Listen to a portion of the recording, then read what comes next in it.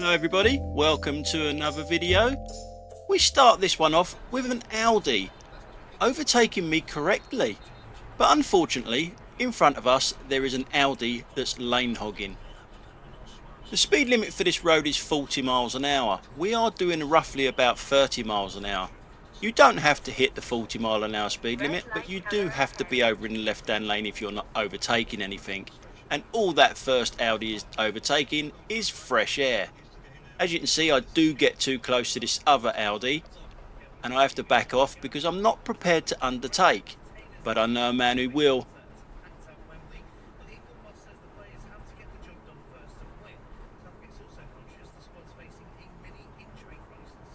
It doesn't get him very far, and the other Audi that's in the outside lane doesn't get the message and move over. So we'll speed it up here. It's a bit boring, I know, but I just need to show you the road management of the Audi to the right hand side now. As we've already seen, it's overtaken nothing in all that time. It's still overtaken nothing, but it will not move over because Audis own the road. You do realise that, don't you? Always an Audi. So the road goes into one lane, and then in a little while it goes back into two lanes. So straight away that Audi's gone out into lane 2. It can't overtake anything because there's nothing there, but it does have the savvy to see that the first Audi is indicating to turn right. So it goes into the inside lane. The first time that it's done that. An Audi indicating and an Audi seeing an indicator.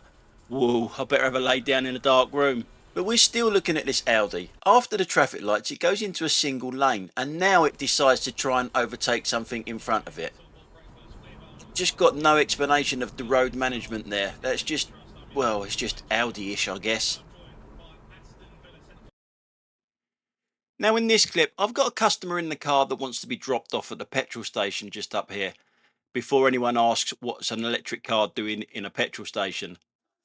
Now, as you can see, there's a set of traffic lights at a junction in front of us that are green at the moment, but they've been green for quite a while, so they're going to be changing quite quickly. I'm going to drop my customer off right at that door, so they haven't got far to walk. So it's a little bit of a slow drive, not too slow. You can get close to the barriers as I possibly can so he can open up the door and get out. But the real action is behind us. Two Audis, yes, again, two Audis. You got this one here who can only see what they want to see. They're so selfish. Look how slow they're going to take that turning. You've got the other Audi behind it, the blue one that's just gone up to the lights. The lights now are red. This one is still wondering where to go. Now, it's not on rewind or anything, this bit of video. You'll see the car come back because the lights are red, and it can cut through the petrol station to get out the other side. So how impatient have you got to be doing things like that? I mean, come on. So now we go to the front camera, and we've got the slowest Audi driver I think I've ever seen, who can only see what they want to see. So selfish. Just, I'm the only driver on the road. Doesn't matter about anyone else behind me or anything. And there you go. There's Mr. Impatient that's just gone round there. But it's still got to wait for the traffic that it would have been waiting at a red light over to the right hand side. I've got to reverse now because of Mrs. Selfish there in front of us to pull out. But here we are. Mr. Impatient is still waiting for all the cars that it would have been waiting for just over to the right hand side at a red light. Always an Audi. In this clip, we're looking at the private hire driver. Yes, the professional driver that just happens to be driving an Audi. Now, these things are deadly. Audis are bad enough. I tend to run for the hills when I see an Audi in front of me now. But when it's got one of them little plaques in front of it that says it's a private hire, oh, they're deadly mix. That is a deadly mix. So you want to give yourself massive braking distance if you ever see one of them. About 3/4 of a mile, I'd say. All joking aside, this Audi doesn't do a lot wrong. It does something a bit stupid rather than dangerous or really bad driving. It just sums it up what I think of Audis at the moment, to be honest. As you can see, we're coming into roadworks. You can see the sign over there saying where to wait.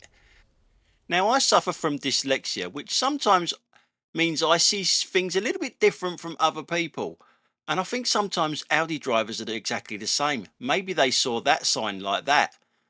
What do you think? You think that's the sort of thing that they see rather than seeing the original, which was that? Okay, in this clip, we're going to lay off the Audis for a little while. We're going to be looking at this car to our left-hand side as we're looking at it. You can clearly see the sign that is in a right turn only lane. And we are in a straight on lane and a left lane, but it goes into 3 lanes further up here.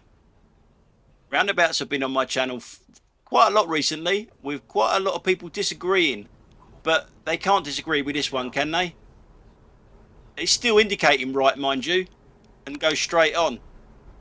Now, one of the things that really gets on my tits is inconsiderate driving, or inconsiderate parking in this case. It's a professional driver again. It's a taxi driver, not a private hire driver. It's a taxi driver, a leatherhead taxi driver that's parked so badly that a woman and her baby has to walk out into the road to go round them. Look how much room it's got in front of it as well. I'll show you it from the rear camera just to show you so you can see. And it's on a taxi rank, so it should be in the car. You should not be leaving your car on a taxi rank and pissing off. So it should be in the car. So if it's not in the car, it's breaking rules there as well.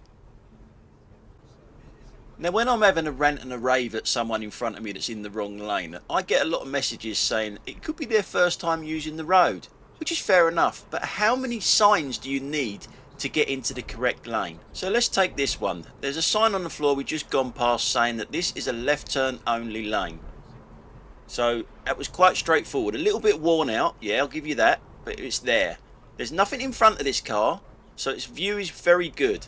There's another one on the floor. There's also a roundabout sign to the left hand side there. There's also another roundabout sign up there. There's also another left turn only lane on the floor, we've just gone past it. So you think he wants to turn left, it's just not indicating, yeah? No. So is that bad signage? Rubbish driving? Concentration? You tell me, first time on this road? Does that really come into it there? And the Tesla shouldn't have had to slow down for it neither, so it can't even get that right. Now in this clip, I'm coming up to that crossing again. But I don't have any problems with this crossing. I just drive straight through on a green light without any stupid pedestrians getting in my way. The problem lies ahead.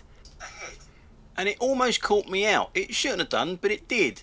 Almost. This car here isn't parked. I actually thought it was badly parked because it's got no brake lights on. And that just sums up what driving is like nowadays. Everyone just uses their foot brake, don't they? And not the handbrake. So I thought it was badly parked. And yes, I have seen them badly parked like that before. But it does catch out the van and the Fiat 500 in front of us and the guy behind who used the horn on me. I thought you were fucking parked. Badly. So you heard the guy bib me there. I'll show you him as he drives past me. It's this numpty here. I have no idea why he bibbed me, where he thought I was going to go, and I'll show you him from behind in a minute to see, to show what he was doing. Again, I am puzzled to what people think and see. Come on, use your brain next time. So as we go to the rear camera now, and we see this numpty, I'm still puzzled to why he bibbed me, where he thought I was going to go. Let us know what you think, why you think he would do this. I thought you were fucking parked. Badly.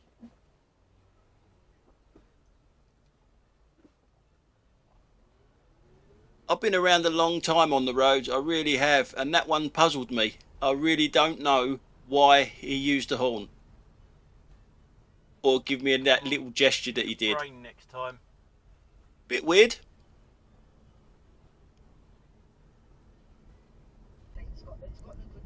Now in this clip, this cyclist has got a light on, but I only saw it when I was editing. I did not see it live. That's how bad his light was. So forget what I'm saying live here. Yeah, you put your arm out, mate, but you got no lights and you're wearing dark clothes.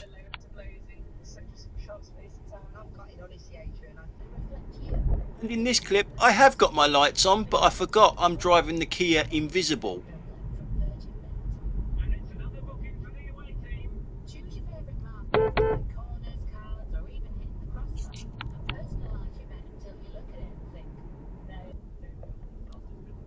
In this clip, I've found another one of them drivers that can only see as far as the end of their bonnet. They can't see anything else.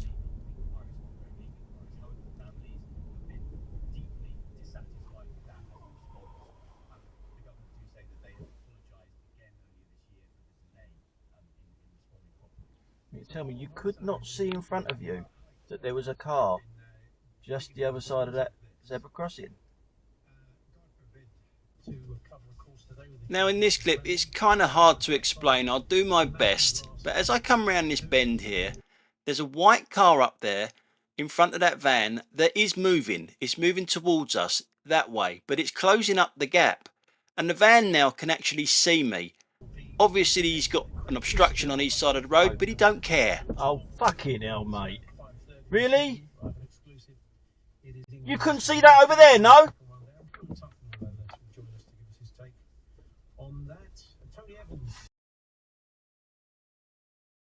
Fucking wanker. And it makes me look bad, but these two cars wasn't there. And remember that white car that was to the right there had moved up. So there was a gap there, although it doesn't look like it now. But there was a gap there. He just didn't want to wait. He had time to see me as well, but again, just didn't want to wait. Well, that's it for today, guys. Thanks a lot for watching. I'll catch you on the next one. Bye for now.